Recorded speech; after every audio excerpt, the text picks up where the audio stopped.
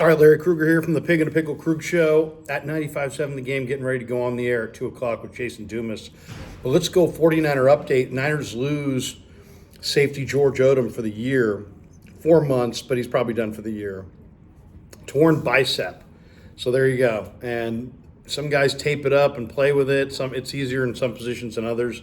From what I heard, it was a fully torn bicep, so he's done for the year. 4 months. Now, what did the Niners do? They've lost Talanoa Fanga and George Odum, two safeties in the last couple days.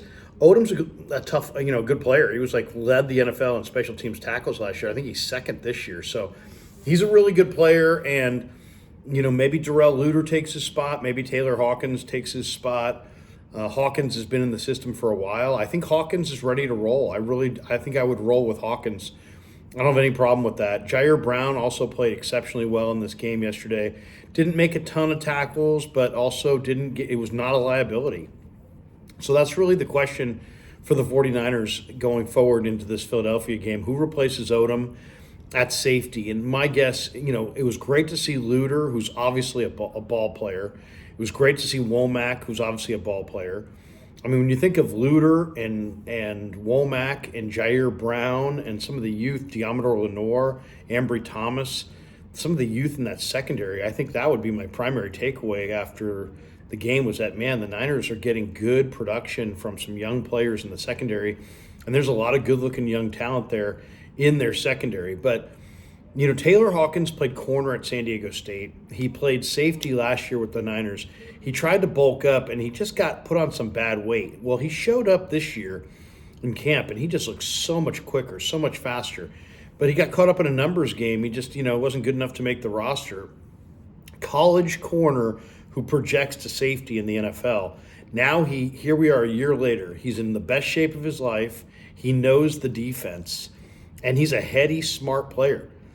Taylor Hawkins is a good football player. So I've got no problem leaning on Taylor Hawkins. But the Niners better get this one right because they gave up a big return to Eskridge, and you don't want to give up big return yardage. The Niners are struggling in their coverage units on special teams, and now they lose arguably their number one guy in George Odum. And this one should hurt a little bit because Odom's a really good football player, and he's not easily replaceable. But my guess is Hawkins is going to get the replacement job, and I think Hawkins is going to do well. Hawkins knows, he's, as I said, he's a former corner at San Diego State, so he can play coverage. He's a really good cover man. He moved around exceptionally well this summer, and he'll hit you. He's not afraid to hit. Now, he's not the striker that Odum is. Odom's kind of a kamikaze intimidator on special teams, but I think Hawkins has a little bit more ability to play from scrimmage, to be completely honest, than Odum. So in some ways, yeah, they lose a premier special team guy, but they may gain a safety who they're more comfortable playing from scrimmage than George Odum, going from Odum to Taylor Hawkins. So that's just something to look for. And, of course, 49ers will be in Philly next week. The early weather predictions are rain and maybe some snow in Philadelphia.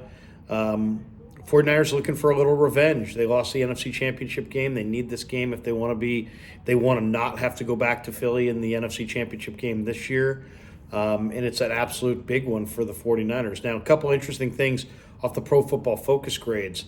Two guys that I thought really stood out yesterday were Charlie Warner as a blocker. He was fantastic, and he got Pro Football Focus's highest grade on the offense. And then I thought Ambry Thomas, that interception that he made was the best play of his career. And I know he had an interception to seal a playoff game. I know he had the big play in Jacksonville. But the way he played tight coverage on this interception in Seattle was absolutely phenomenal. He runs 4.4 flat. In a lot of ways, Ambry's the physical prototype. So great to see. 49ers need a good corner to step up and play. I loved what I saw this weekend from Luter, from Ambry, and from Womack.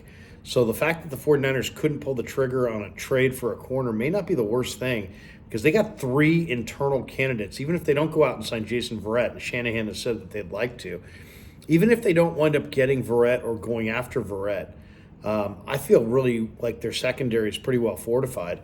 And now you look at that defense. You got Chase Young added to the front.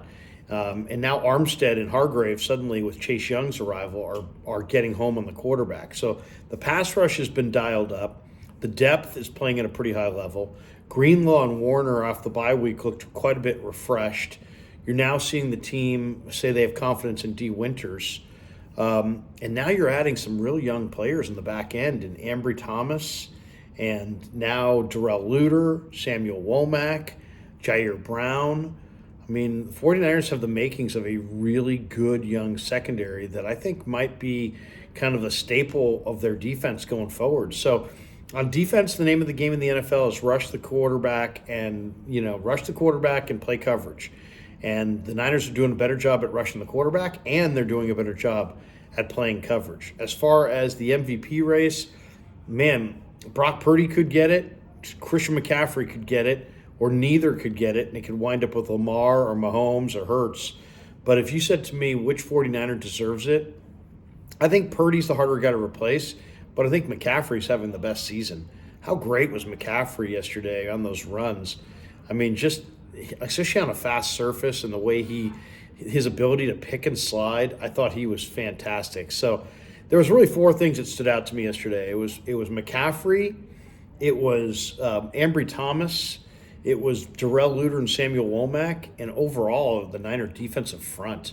And if all these things turn out to be, real going forward, man, the 49ers are going to be a tough team to beat, whether it be Philly, Kansas City, Miami, whoever you have coming at them. They're going to be a very difficult team to beat if they keep all these positive things going.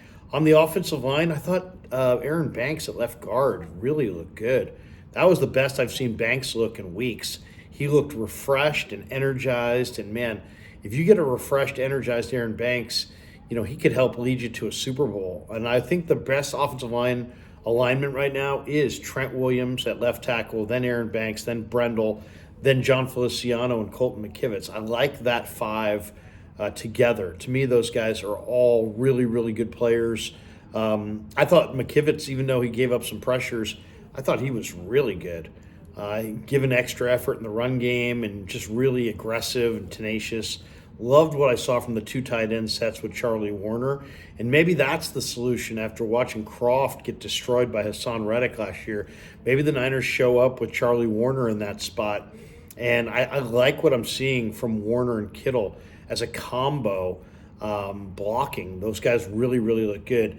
Debo had a great game. The one complaint I would have be like, Shanahan, come on, you got to get Brandon Ayuk more than 3 or 4 targets.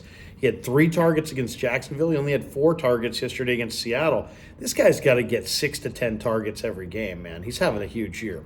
All right, we are brought to you by Pig in a Pickle, the best barbecue in all of Northern California, and Mojo Fantasy. Thanks to our sponsors. Thanks to all you guys for supporting The Krug Show on YouTube.